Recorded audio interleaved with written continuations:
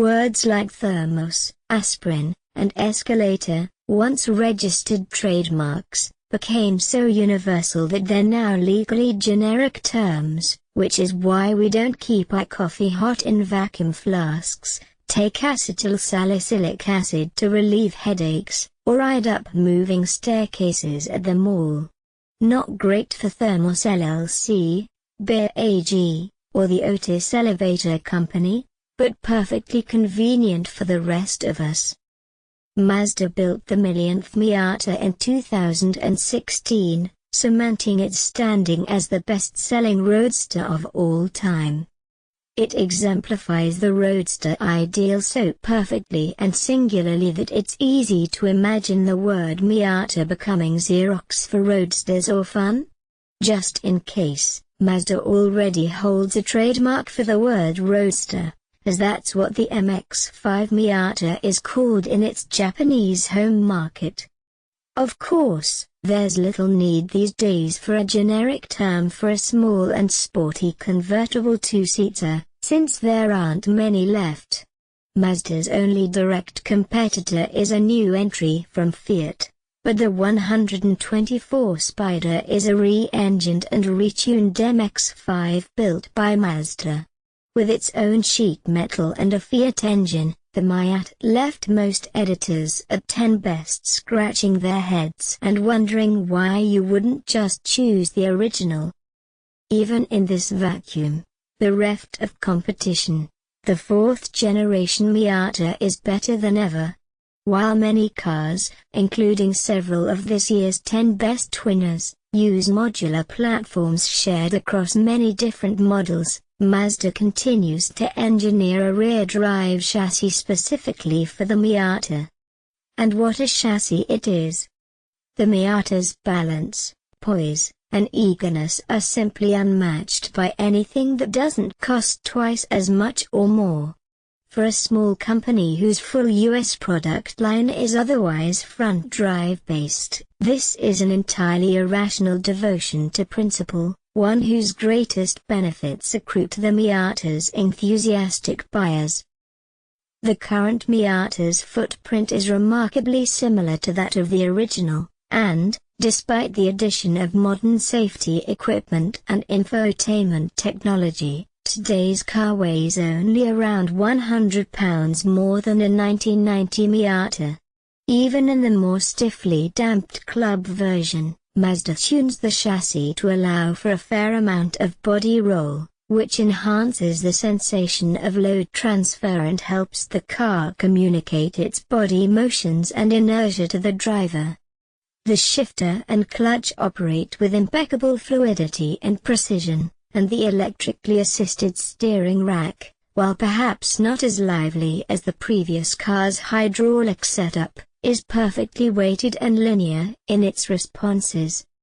Such joyous little cars, exciting and rewarding and beautifully realized. The Miata, even the new RF, is pretty noisy inside, but if you care, you're looking at the wrong car. Mike Sutton, senior online editor. The Miata's engine is its biggest concession to economies of scale. It's similar to the Skyactiv 4-cylinder in the Mazda 3, although oriented longitudinally.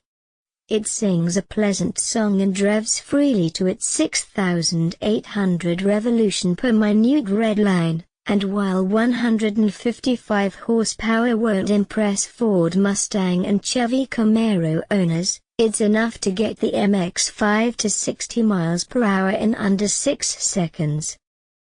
The Miata RF makes an arresting visual statement, like a budget Cayman, without affecting driving one bit. Jeff Sabatini, features editor. Really, the only way to achieve similar levels of driving pleasure is to look beyond the $50,000 barrier. There, you'll find the Porsche Boxster/Cayman, or the 718, as they're called as of this year. The 718 distills a similarly pure spirit, particularly in roadster form, even as Porsche has stripped out its glorious flat-six engines in favor of turbocharged flat-fours.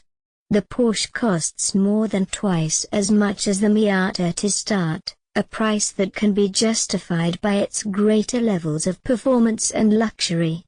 And also because of its badge, if that sort of thing matters to you. But Porsche's vicissitudinary pricing has caused recent Boxsters we've tested to approach six figures, far out of reach for many driving enthusiasts. The Miata, which began life as a reliable counterpart to cheap British sports cars, has now become a budget alternative to the entry-level Porsche. Evidence that Mazda is aware of this comes in a new Miata hardtop variant for 2017. Calling it the Miata Targa would have been an ideal descriptor, as its retractable roof operates almost identically to the newest Porsche 911 Targas. But Porsche owns the Targa word in every sense, including legally and historically. Mazda adopted the acronym RF, meaning retractable fastback.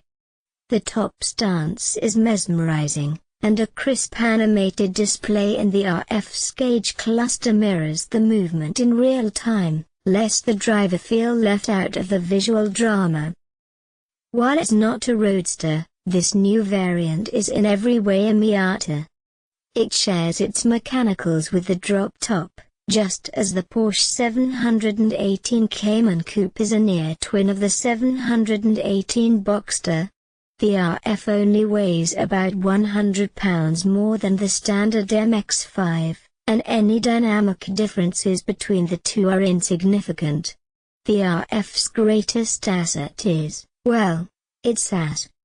The gently sloping roofline, the flying buttresses, and the rounded hips are nearly as gorgeous as the Cayman's lines and are far nicer to gaze upon than the bubble top of the previous generation Miata's retractable hardtop. No matter the shape, the greatness of the Miata represents a continuing dedication to the sports car ideal. That's a rare thing these days. Mazda, along with Porsche, somehow makes a business case for building pleasurable, desirable, and soulful vehicles, the Miata suffering not at all for its lack of competition. Both of these nameplates are winners, and both exist in a world of their own. It's a world we're glad to live in.